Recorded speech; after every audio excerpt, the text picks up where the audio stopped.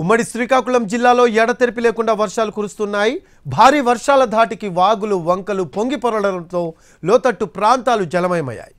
రేగిడి, లావేరు, పాతపట్నం, గార మండలాల్లో పలు గ్రామాలకు రాకపోకలు నిలిచిపోయాయి. హెవీ రైన్ అలర్ట్ ఉండడంతో రేపు విద్యా సంస్థలకు సెలవు ప్రకటించారు జిల్లా కలెక్టర్.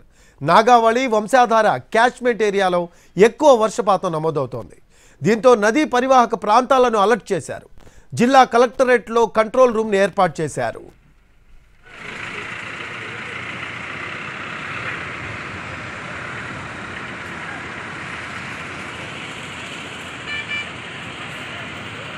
వస్తాను